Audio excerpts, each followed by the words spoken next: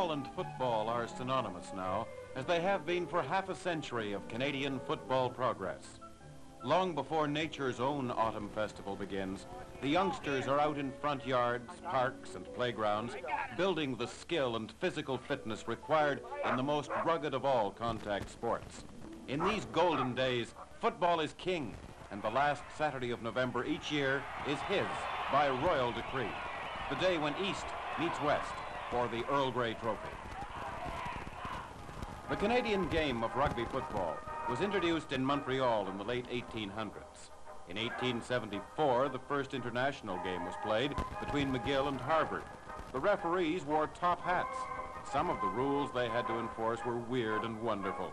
It was definitely illegal to hack, throttle, or pummel the ball carrier. On June 1st, 1909, Earl Grey donated the Grey Cup, the present-day symbol of Canadian Football Championship. He placed it in the keeping of 3 trustees, one of whom was Percival Molson, in whose memory Molson Stadium was given to McGill University. In 1920, the cup was turned over to the Canadian Rugby Union. But the trophy began its tempestuous life when the University of Toronto met Toronto Parkdale in the 1909 Cup final. Many dedicated people down through the years have built football to the point where it's become Canada's greatest sports spectacle. Not the least of these have been the players themselves. Men like Smurl Lawson, whose scoring records for varsity and the Argonauts still stand. Lionel Conacher, the fabulous Big Train. In the first East-West final in 1921, he scored 2 touchdowns, kicked a field goal, and 2 singles. Fritzie Hansen achieved national fame as the Galloping Ghost in 1935, when Winnipeg Blue Bombers won the Grey Cup on Hamilton's home grounds. Tony Golab, the Golden Boy, 4 times in the Grey Cup final for the Ottawa Rough Riders. Chess McCants played in 8 Cup finals. His scoring record still puts him in the first 10 of all-time Grey Cup scorers. Jeff Russell was captain of Montreal's Winged Wheelers in 1925, and in 1926, when he died accidentally, his #1 sweater was retired for life.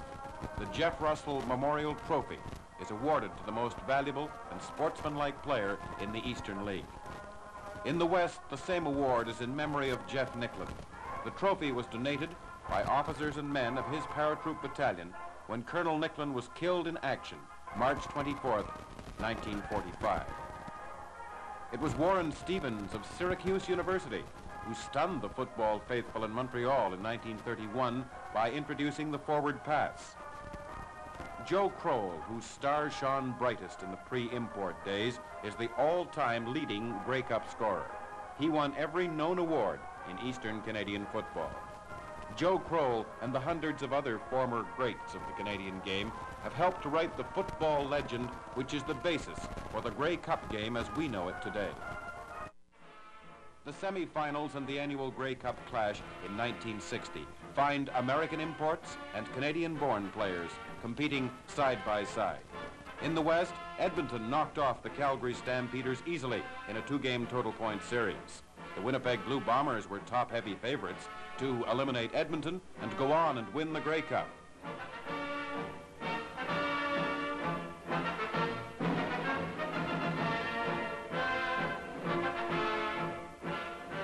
In the 2 out of 3 Western finals, the Bombers won the first game in Edmonton and lost the second in a bone-crushing battle on their home grounds.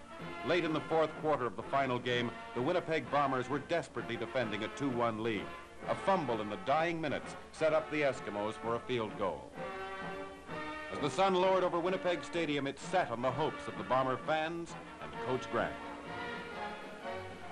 Meanwhile, in the Eastern Big Four, it was sudden death between Perry Moss's Montreal Alouettes and Frank Clair's Ottawa Rough Riders. Ron Stewart and a battling Rough Rider club eliminated the Alouettes without difficulty, despite the brilliant leadership and passing of the great Sam Echeverry.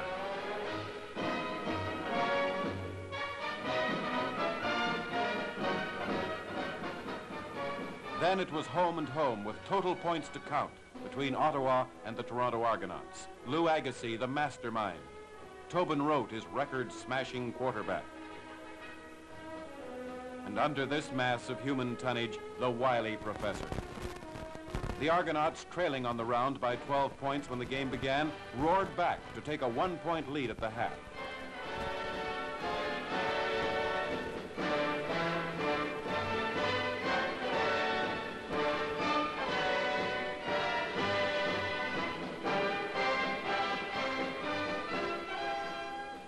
The Argos finally wilted under the line pressure. The final score in the two-game series, 53-41. For Frank Clare, it's upward and onward to Vancouver and the Grey Cup game.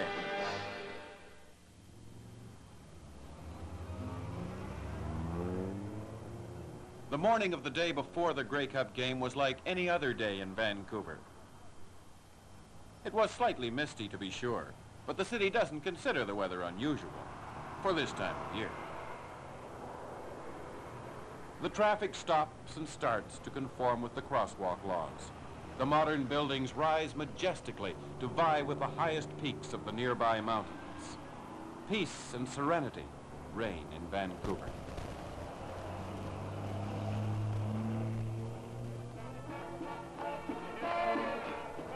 But then the football specials arrive from Winnipeg and Calgary.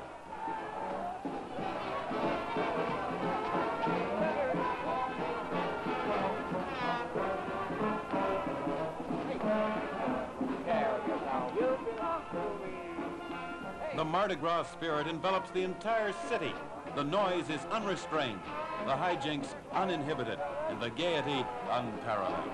All day long, and then far into the night, the annual football madness echoes in the misty coastal gardens.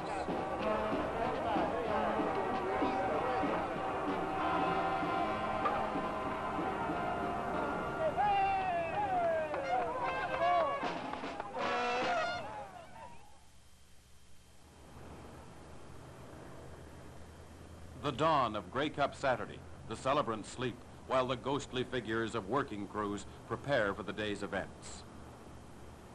Dawn becomes day, a day unlike any other, not merely because of the Cup final, but also because of the public-spirited men and organizations who make it the Grey Cup Festival. The parade is 2 hours long, the armed services sections leading off, paying tribute to the newly appointed Lieutenant Governor of British Columbia, Major General George Perks. The sun comes out for the first time in a week and bathes Miss Grey Cup from Edmonton in a golden glow.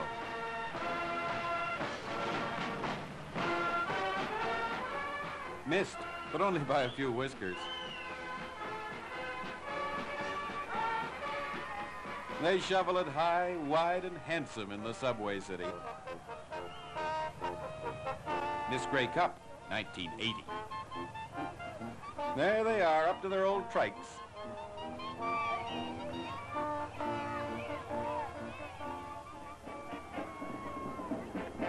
The pride of the Montreal Football Club with 50 more high-stepping mamselles behind, and the Alouette Band to play them on.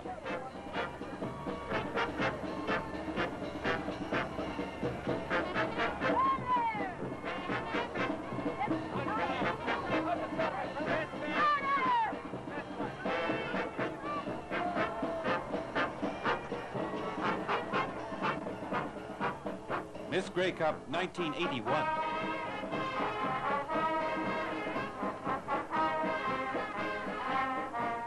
Miss Toronto Argonaut, a lovely substitute for a young school teacher whose duties kept her in the classroom.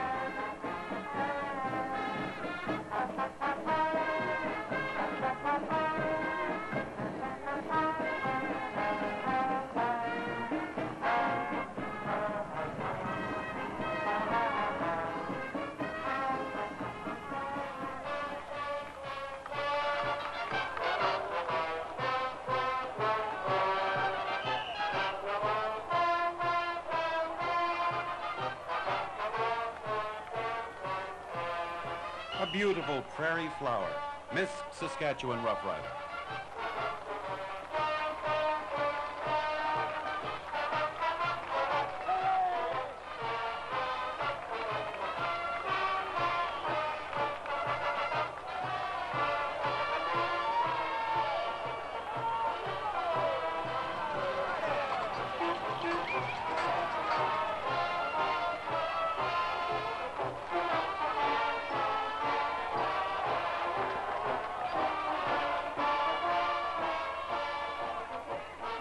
real capital cutie is Miss Ottawa Rough Rider.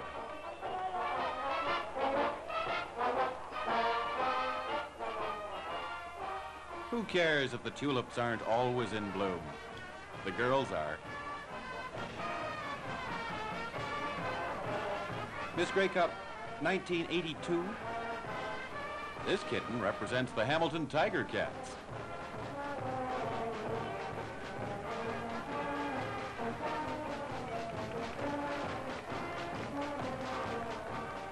They promised to bring the whole family to the Grey Cup game in 1961.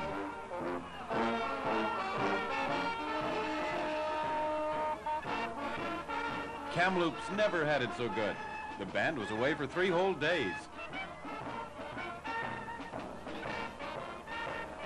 Miss Calgary Stampeder heads up a contingent from the city that inaugurated Grey Cup parades way back in 1948 when they invaded Toronto to cheer their team to victory.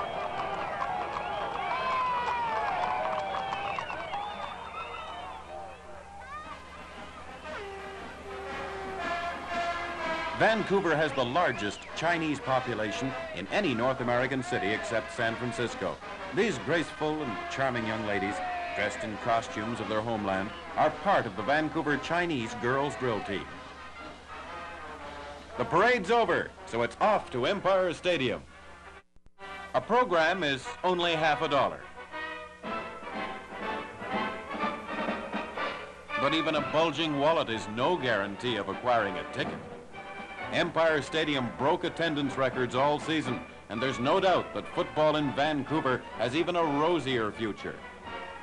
Some weighty reasons for optimism on the part of the Ottawa fans. 3 years of building for Frank Clare. Today may be his shining hour. The quarterback slots the question mark, Ron Lancaster, or the more experienced Canadian-born Russ Jackson. Only time will tell, and that commodity is fast running out.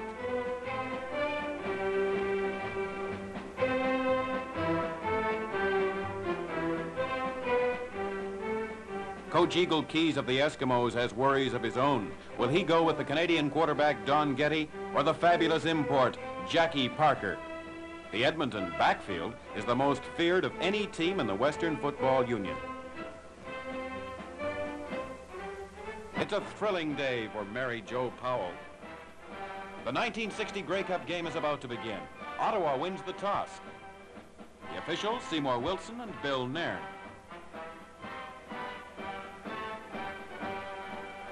Ralph Cooper, the president of the Canadian Football League, kicks off. Sam Berger, president of the Big Four, holds. Now for the play-by-play, here is Steve Douglas. Okay, Ted Reynolds, we're all set to go. The Ottawa Rough Riders in white jerseys, just conferred with head coach Frank Clare. Edmonton, they wear the green jerseys. And it's Tommy Joe Coffey who kicks off for the Eskimos, and the ball game is underway. Taken by Doug Daniel, a fine run back, finally hit down by Coffey on the Rough Rider 42.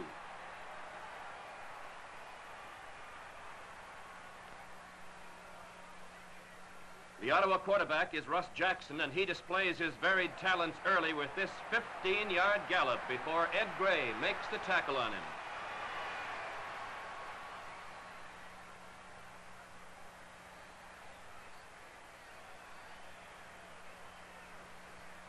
This is fullback Dave Thielen into the line for just 1 yard. Gino Fracas makes the stop.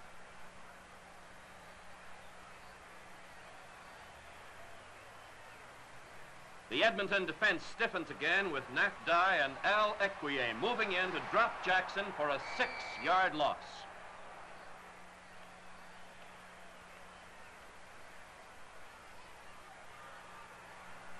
On third down, it's Jim Conroy back to kick.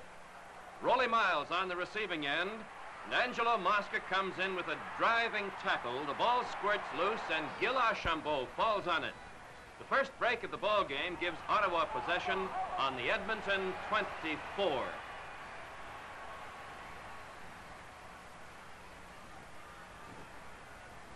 The Rough Riders' mighty might, halfback Ron Stewart carrying on a wing reverse for 7 yards, Joe Bob Smith tackling. This time the fast handoff to Stewart produces 5 yards and the first down.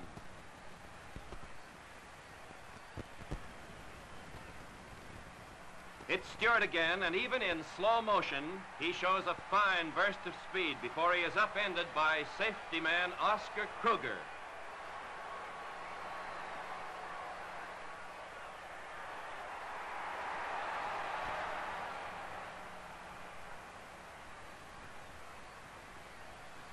This calls for a sideline conference. Coach Keyes and Jackie Parker.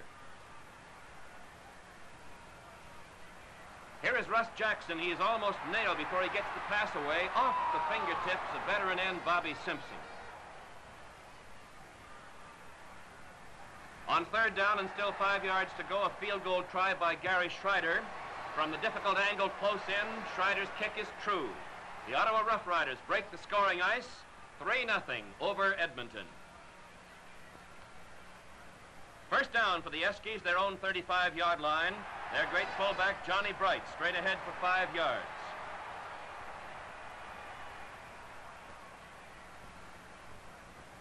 Edmonton's perennial all-star quarterback, Jackie Parker, on the rollout, spots Joe Bob Smith, but he's unable to hang on to the ball.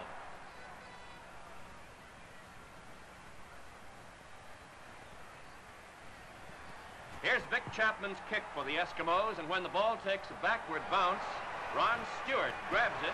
It's hit immediately by Roy Stevenson, and the Eskimos are called for no yards.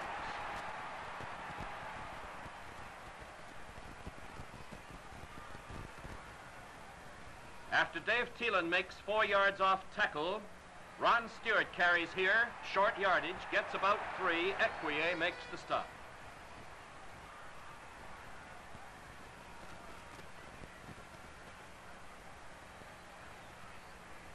Conroy on the Ottawa 52. His kick is taken by Rolly Miles, and Fred Robinson down very fast to make the grab.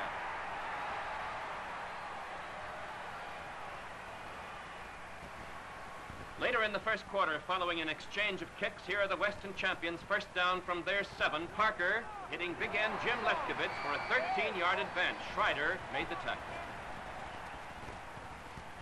After Bright gets 2 yards, on 2nd down, Parker tries for Joe Bob Smith. It's incomplete as George Brancato defends for the Rough Riders.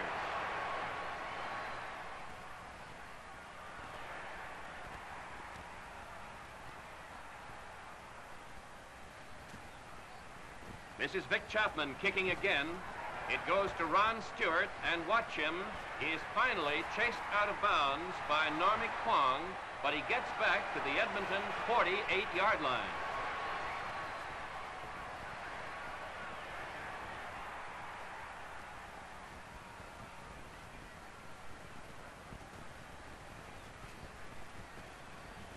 Into the right side of the line goes Thielen, and he picks up 7 yards with Ed Gray making the stop. With 3 yards to go, Stewart gets twice that distance as Miles moves in from a linebacker spot and brings him down. Now directing the Rough Rider attack is rookie quarterback Ron Lancaster. Unable to find a receiver, Lancaster swings wide.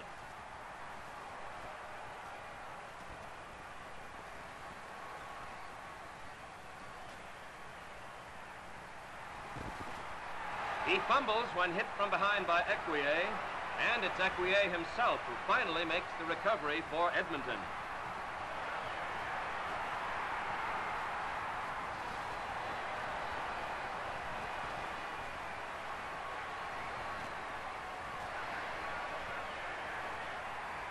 No further scoring in the first quarter. The scoreboard reads Ottawa 3, Edmonton 0. About halfway through the second quarter, the Eskimos begin a drive from their own 26-yard line. A drive that leads to the first touchdown of the game. Parker finds his favorite target, Jim Lefkowitz. The gain is 19 yards. Poirier is the Ottawa defender.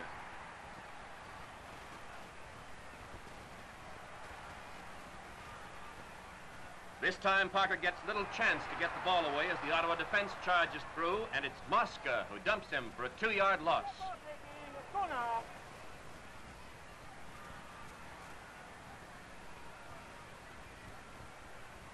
And this is the big one for the Eskimos. Parker to Letkevitz again. The receiver is behind Schreider and outruns him for the major score as Poirier comes up just a little bit too late.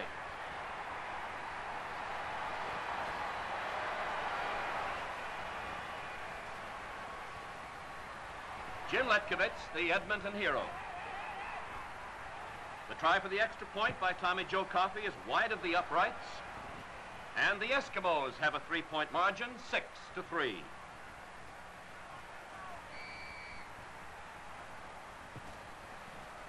Coffey's short kickoff is taken by Ottawa's Bill Sawalski, and he's hauled down by Howie Schamet, the Rough Rider, 37.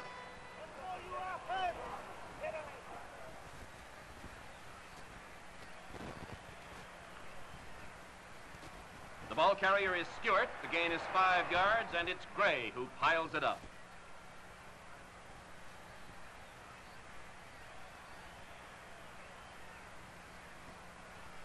Russ Jackson is handling Ottawa's quarterback duties again.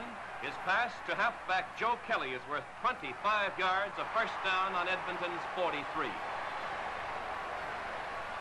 Come on, defense, dig in!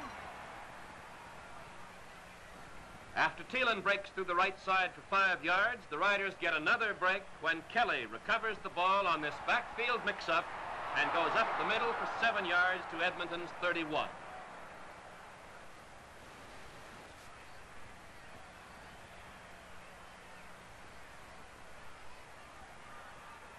Now watch number 12, quarterback Russ Jackson, as he bootlegs the ball beautifully.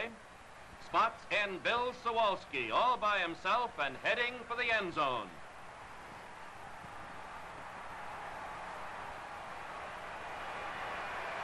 Touchdown, Ottawa, and the Riders go in front again.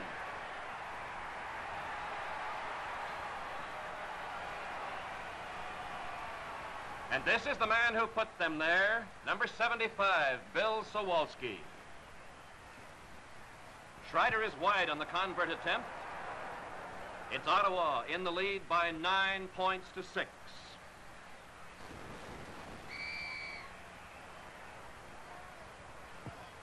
The Ottawa kickoff by Mo Racine is taken by Rolly Miles, a run back to the Eskimos' 32, before Scotia brought him down.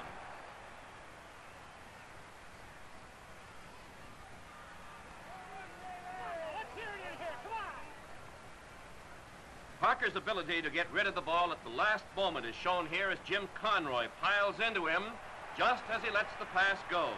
And pulling it in for a 13-yard pickup is Letkevitz with Schreider on the tackle. And on the Edmonton bench, injured star Art Walker lends vocal encouragement.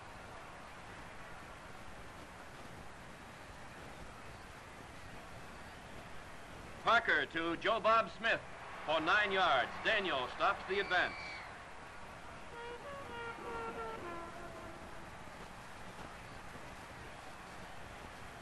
It's big fullback Johnny Bright who moves the sticks with a 3-yard burst. Bruce stops him. The Eskimos have first down on Ottawa's 53.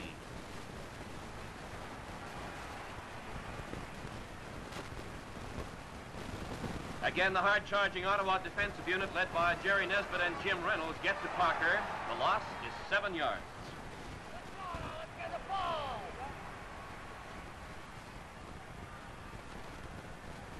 Ottawa's defensive strength shows here in a different way as George Brancato breaks up a Parker to Chapman pass, and the players resemble ballet dancers.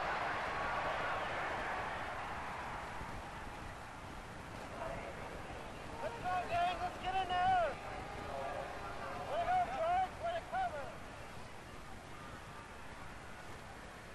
Chapman kicking for Edmonton. Stewart taking the punt, being stopped by Coffey at the Rough Rider 19.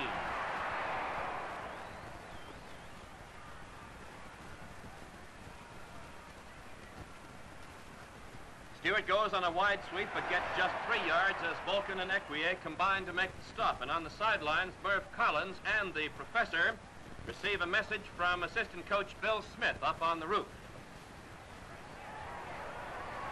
The ground level shot here gives you an idea of Stewart's great speed as he goes for 17 yards before Kruger stops him.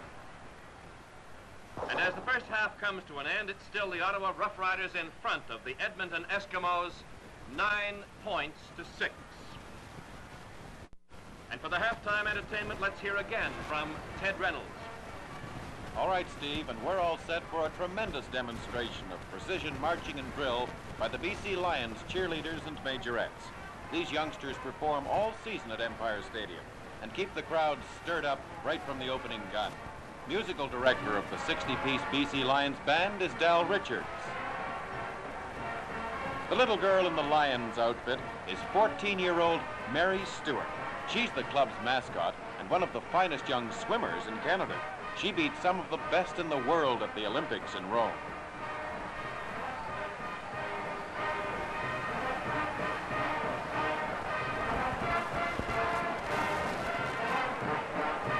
All the routines and displays were worked out especially for today's game by the choreographers Gordon Olson and Grace McDonald. The theme, of course, is football, with the flavor of Canadian maple.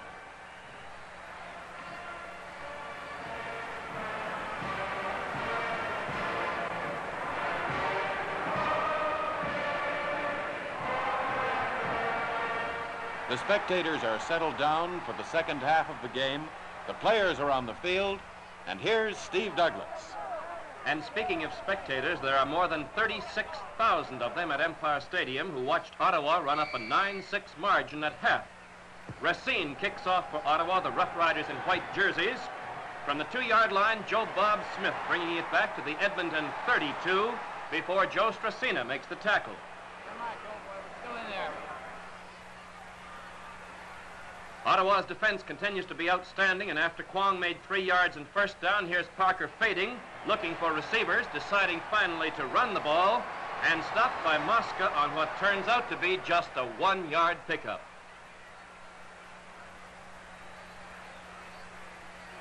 Chapman kicking from the Edmonton 35.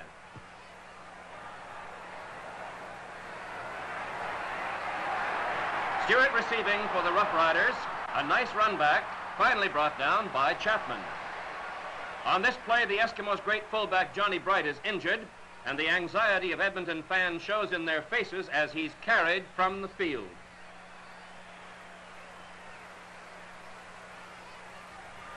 Ottawa first down and 10, and the line opens a big hole on the right side as Dave Thielen, leading ground gainer in the Big Four, plows his way for 18 yards.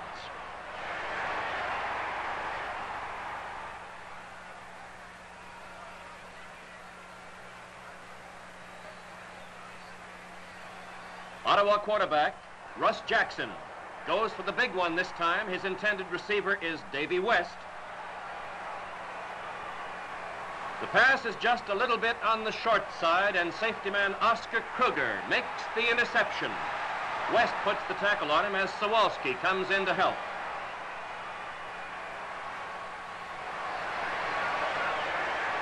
Injured on the play, the Ottawa veteran Dave West is forced to leave the game.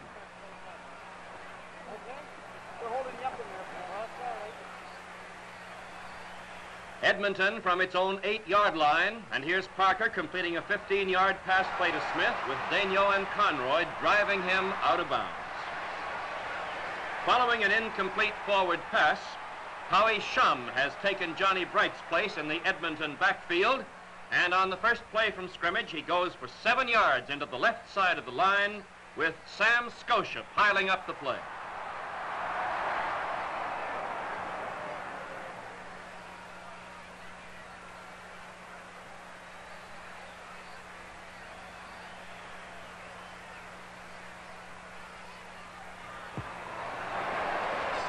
Chapman's kick again goes to Ron Stewart. His return halted by Coffey. Ottawa ball first and 10 on the Rider 36.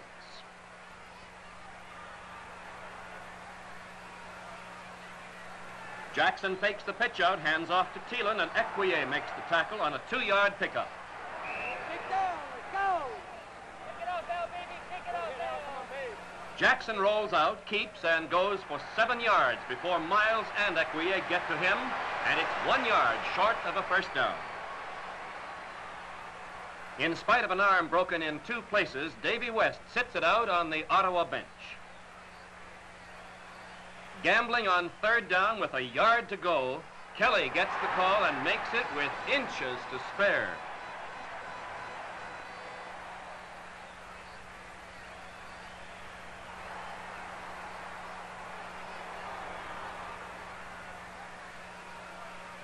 On the reverse, it's Stewart for Edmonton, Miles, Volken, and Equier, the defenders, and the gain is 5 yards.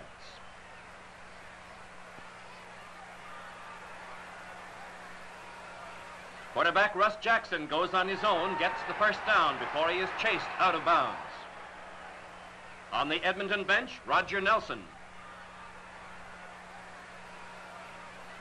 It's Thielen again, this time for 6 yards, and Coffey makes the stop.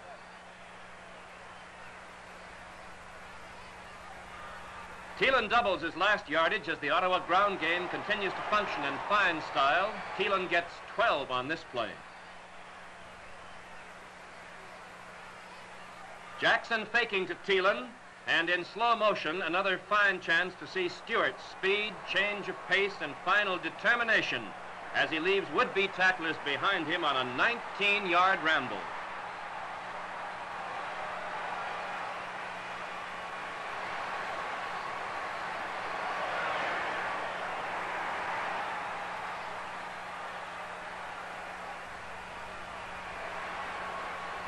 Rough Riders first down on the Eskimo 16.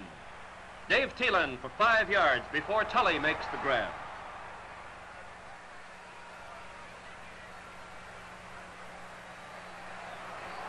Jackson is after the touchdown on this one, but he overshoots his intended target, Ron Stewart, by a step or two.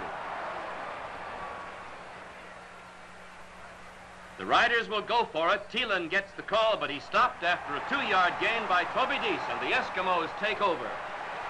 No further scoring action in the third quarter. Ottawa 9, Edmonton 6. Following an exchange of kicks, Edmonton's ball, first down, the Eskies 22. Parker goes to work first, an 11-yard pass play to Joe Bob Smith, Brancato defending.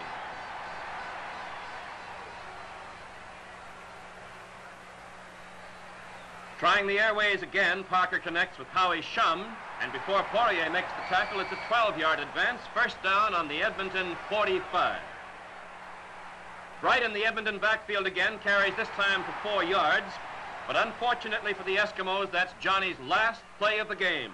Aggravation of the earlier injury makes it impossible to continue. After a pass misfires, Chapman is back to kick. Daigneault on the receiving end, and Letkovich downfield very fast for the tackle. And one spectator didn't stick around, the Grey Cup pooch. Rough Riders ball, first down, their own 24. Stewart going for 6. Equier continues his fine defensive play as number 1 man on the stop. From the Ottawa 30-yard line, Jackson's pass down the middle is tipped by Ted Tully into Simpson's hands, and he is brought down by Kruger. The gain on the play, 17 yards. Moving the ball into Edmonton territory, it's Thielen crashing through the right side for 11 yards. Kruger coming up for the stop.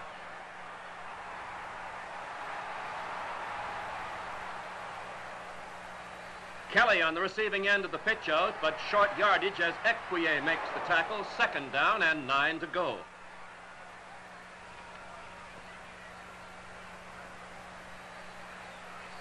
Quarterback Russ Jackson shooting long for George Brancato, but it's over his head as the Eskimos double team on defense. Conroy kicking for the Rough Riders. It goes to Rolly Miles. Daigneault was there to make the tackle with Jones and Archambault on the Edmonton 17. Jim Shipka gets 5 yards on first down, then he carries again for 2 more here. Brancato stops his advance.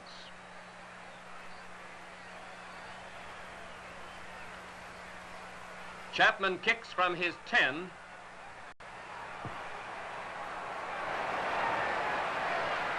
It's Ron Stewart again, and Roy Stevenson spins him to the ground at the Ottawa 42.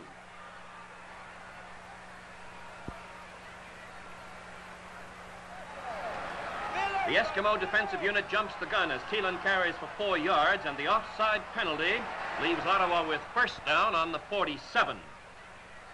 And now watch the lower left corner of the screen as Bob Simpson drops off the end of the line, making tackle Milt Graham eligible to receive Jackson's pass for a 16-yard gain.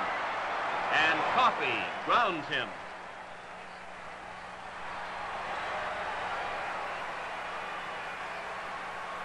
On the reverse, it's Stewart going for 5 yards, former University of Western Ontario star Gino Fracas to make the tackle.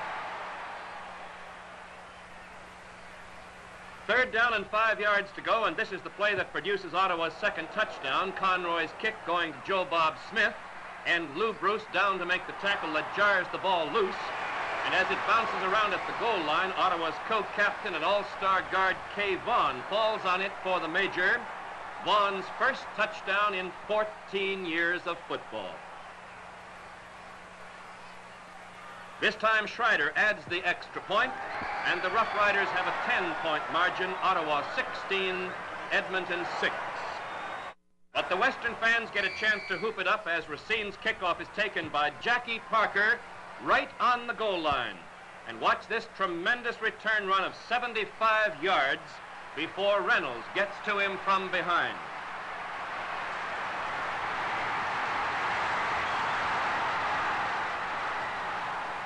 The Eskimos were unable to sustain a drive, and following an exchange of kicks, they come up first down on the Ottawa 47. Don Getty at quarterback, Parker at a halfback spot.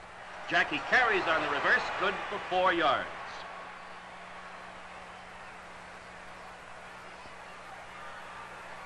Getty passing to Coffey.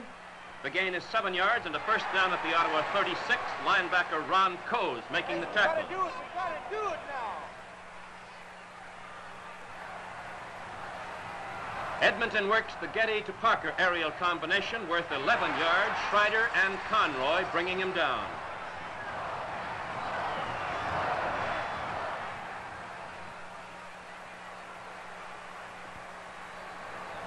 And here is heartbreak for the Edmonton contingent. Getty's pass is picked off by Doug Daigneault.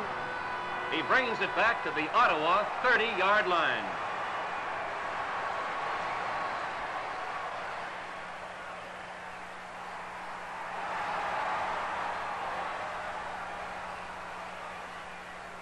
And with 41 seconds left to play, this is where the fans take over.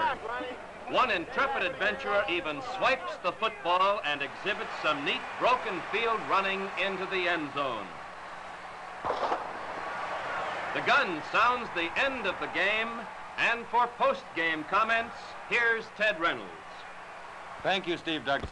As usual, the exuberant Western fans are out on the field without waiting for the last official play of the game, hailing the winners, commiserating with the losers, and wrestling with the goalposts. The Grey Cup, donated by Lord Grey over 50 years ago and competed for in 1960 in a setting and atmosphere he could never possibly have imagined, rests safely in the strong arms of Kay Vaughn of the Ottawa Rough Riders, champions of all Canada.